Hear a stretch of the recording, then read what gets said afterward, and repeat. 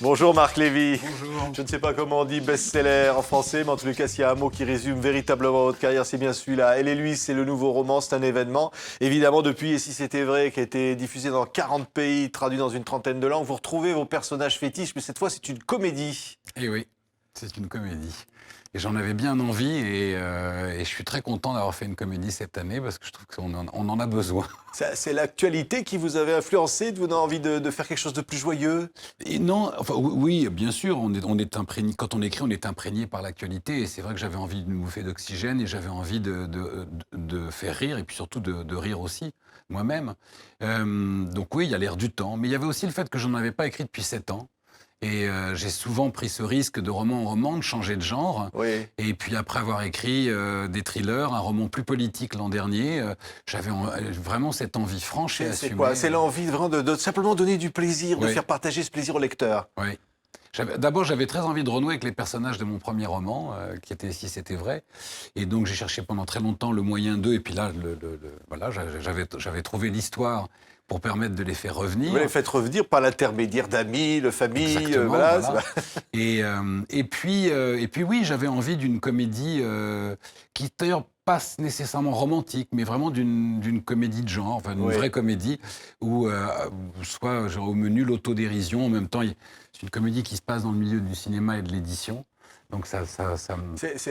Et en plus, ça vient d'un truc vrai. C'est-à-dire que vous avez vu un jour, ou imaginez une actrice qui avait décidé de s'inscrire sur un site de rencontre sous un faux nom, une actrice connue. Oui. Oui, vous avez dit que vous jurez que vous ne direz jamais son nom. Bah, jamais, ce serait très indélicat. Mais elle oui, existe. Oui, elle existe absolument, une actrice que je connais et qui un jour a reconnu que dans un moment de solitude, dans un grand moment de solitude dans sa vie, serait inscrite sur un site de rencontre sous un faux nom et en changeant sa tête. Oui. Et en même temps avec cette idée de se dire si je suis une actrice, je suis capable de tout jouer, y compris voilà, de jouer.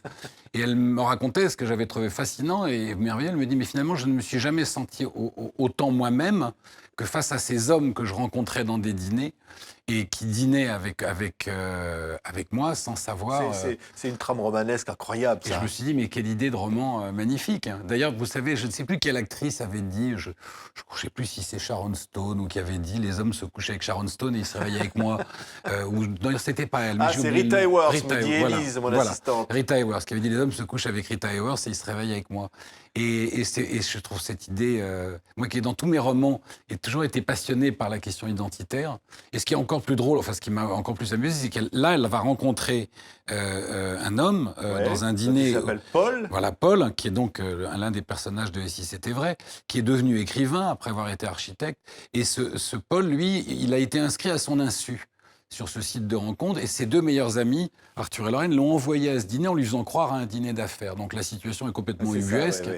Ils ne sont pas du tout faits pour se rencontrer, ni pour programmer quelque chose qui pourrait se transformer en de l'amour. Et d'ailleurs, est-ce que ça peut se transformer dans de l'amour? Parce qu'en fait, c'est que de l'amitié au départ. Ah, ça, le roman vous le dira. Mais en fait, donc, ils vont se rendre compte quand même de cette supercherie.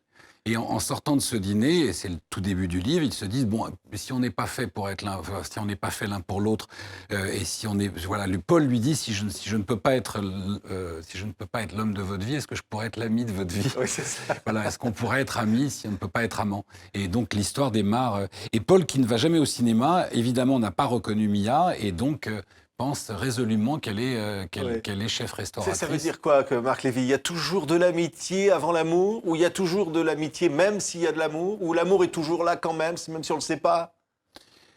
Il y a beaucoup de questions dans votre question. Je crois que dans une grande histoire d'amour, il y a aussi une grande histoire d'amitié. Et je crois que l'amitié, c'est de l'amour. Et je crois que les grandes histoires d'amitié dans nos vies peuvent compter.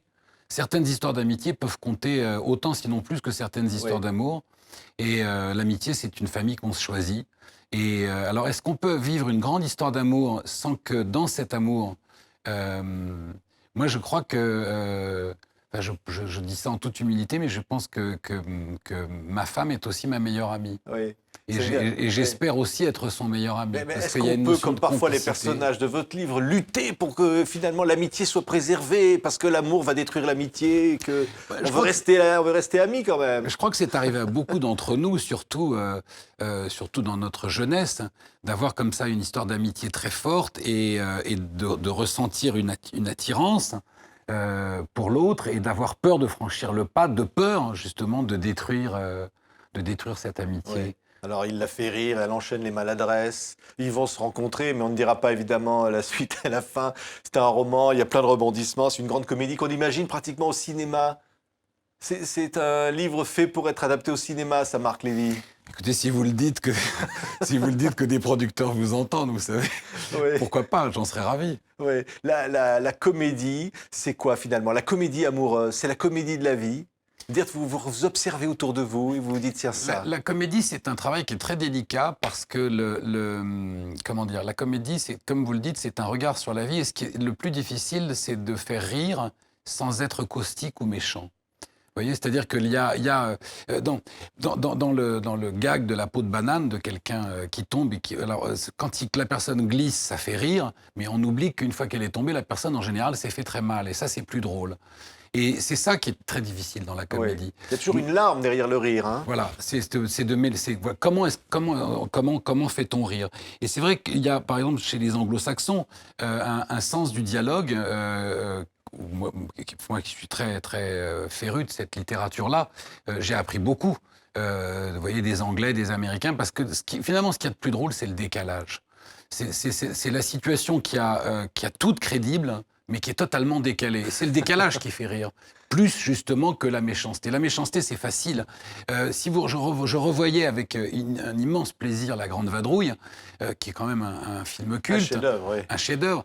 Et les situations dans La Grande Vadrouille sont à chaque fois plus ou moins tragiques. Mais ce qui est hilarant, c'est le décalage entre ce que disent les personnages et ce qu'ils sont en train de vivre. Oui. Vous voyez, quand De Funès est sur les épaules de Bourvil, et la scène en elle-même, elle est absurde et à la fois oui. tragique, mais ce qu'ils disent et leur comportement, voilà, c'est tout le travail que j'ai essayé de faire dans ce roman. Vous avez, Marc Lévy, perdu votre papa il y a quelques mois, qui était votre premier des lecteurs, grand résistant, qui aimait rire aussi.